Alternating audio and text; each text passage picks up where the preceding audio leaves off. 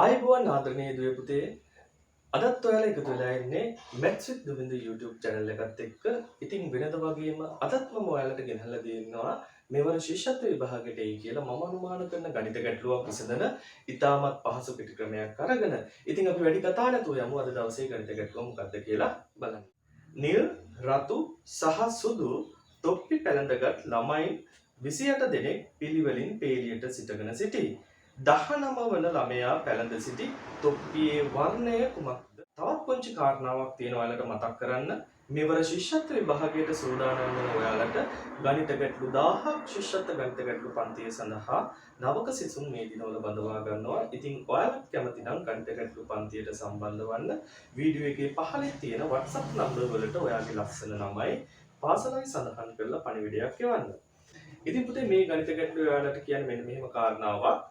ළමයින් 29 දෙනෙක් ඉන්නවලු. ඒ ළමයි 29 දෙනාම තොප්පි පැලඳගෙන ඉන්නවලු. හැබැයි ඒගොල්ලෝ තොප්පි පැලඳගෙන ඉන්නේ පුතේ පාටවල් ටිකක් යම්කිසි පිළිවෙලකට. ඒ කියන්නේ පළවෙනියටම ඉන්න ළමයා නිල් පාට තොප්පියක්, ඊළඟට ඉන්න ළමයා රතු පාට තොප්පියක්, ඊළඟට ඉන්න ළමයා සුදු පාට තොප්පියක්.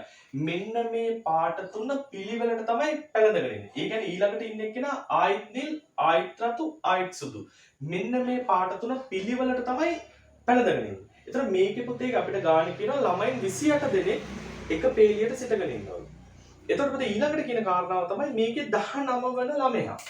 මෙන්න මේ 19 වන ළමයි කියන එක්කෙනා පැලඳගෙන ඉන්න තොප්පියේ වර්ණය මොකක්ද කියලා තමයි අපිට අපෙන් අහන්නේ. ඉතින් පුතේ ඔයා මුලින්ම කරන්න ඕනි මෙන්න මේ පාට තුන. ඒගොල්ලෝ දීලා තියෙන පාට තුන විශේෂයි. අපි කැමති පාට තුන නෙමෙයි. ඒගොල්ලෝ දීලා තියෙන පාට තුන පිළිවෙලින් ලියා ගන්න ඕනි. ලියලා පුතේ ඒ පාට තුනට යම්කිසි පිළිවෙලකට අංක දාන්න ඕනි. මම කියන්නම් මොකක්ද මේ පිළිවෙල කියලා. ඔයා පළවෙනියටම තියෙන පාටට පුතේ 1 කියලා දාන්න.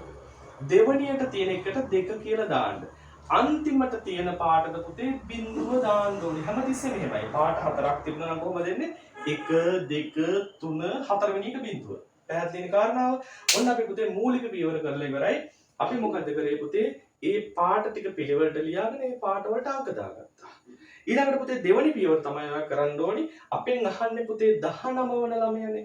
19 වන ළමයා පැලඳගෙන ඉන්න තොප්පියේ පාට මොකක්ද කියලානේ.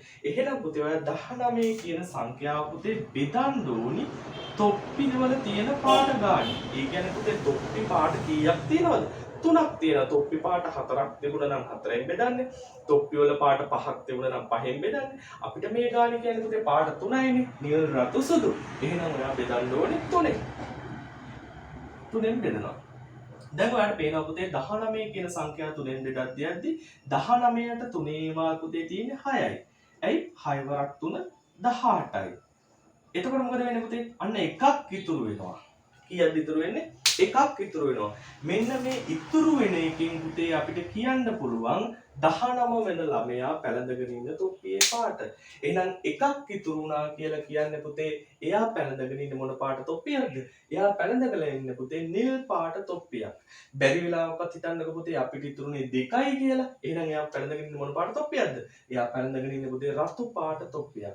බැරි වෙලාවකත් හිතන්නකෝ මේක ඉතිරි නැතුව බෙදුණා කියලා. ඒ කියන්නේ මෙතන බිඳුවක් ආවා කියලා. එහෙනම් එයා පැලඳගෙන ඉන්න මොන පාට තොප්පියක්ද? එයා පැලඳගෙන ඉන්න ඕනේ පුතේ සුදු පාට තොප්පියක්.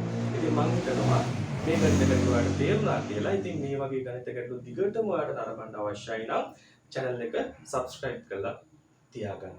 ඉතින් ආදරණීය දුවේ පුතේ මේ වගේ ගණිත ගැටලුවකින් නැවතත් හමු වෙනකම් ඔයාලා සියලුම දෙනාට සුබ දවසක්. ආයුබෝවන්.